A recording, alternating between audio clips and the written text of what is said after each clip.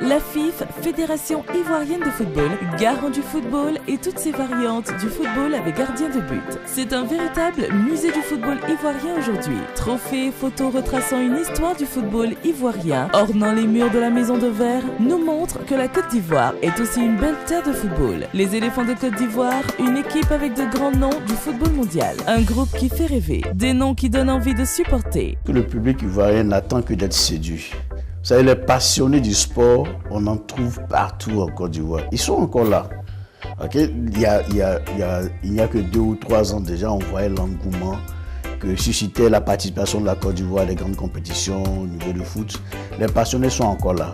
La Côte d'Ivoire se prépare à aller à la Coupe du Monde dans bientôt 50 jours. Pourtant, la lecture de ce spécialiste du sport en Côte d'Ivoire ne présente pas ce tableau comme un engouement national. Abraham Yapi est spécialiste en marketing sportif. Il a beaucoup suivi les éléphants de près souvent. Aujourd'hui, il dépeint le tableau environnemental des éléphants. La première difficulté pour les éléphants aujourd'hui, c'est d'avoir tout un effectif qui réside à l'extérieur.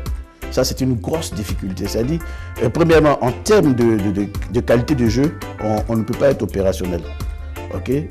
Parce que nous avons des joueurs qui sont partis à l'extérieur, qui sont reformatés donc, à des cultures de jeu carrément différentes des uns des autres.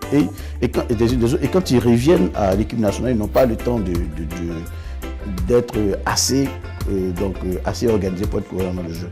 Ça, déjà, il y a une première distance vis-à-vis de ce qu'on attend d'eux. Deuxièmement, c'est cette équipe-là, déjà, qui est fondée, donc comme je le dis, qui est fondée à près de 90% des éléments qui jouent à l'extérieur, donc qui sont coupés de la réalité sociale locale ici.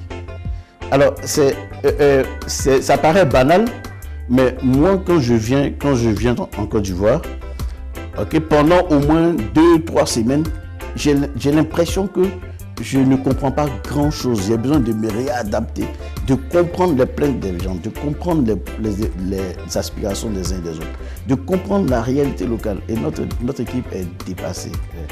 Alors, ça a été toujours une erreur de croire que avoir une équipe formée par plusieurs éléments à l'extérieur, nous garantirait peut-être des coupes, des solidités, je dis en termes de jeu et tout. C'est faux. Les Ivoiriens et leurs éléphants, entre pleurs et joies, entre déception et remobilisation. Quelle est la nature actuelle des relations entre les éléphants et les supporters aujourd'hui? Si ce diagnostic est pertinent, une solution existe et elle peut remettre les Ivoiriens Mazo et éléphants ensemble pour attaquer les joutes futures. Mais les gens sont découragés. Il faudrait les remobiliser.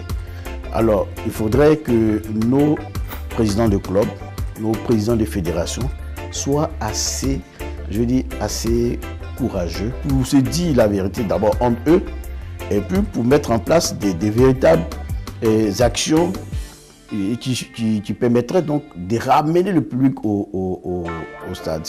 Alors, ces actions-là consistent à quoi? Ça consiste déjà à se rapprocher donc, des supporters à partir des activités qu'on organiserait dans les quartiers. Donc, par exemple, sollicitant effectivement la participation des collectivités locales donc, dans l'organisation du football de base. Buzz de sport, de retour bientôt. D'ici là, soyez Buzz Players et n'oubliez pas, le buzz appartient à ceux qui suivent Buzz de sport. Une production de Caméléo sur RTI2.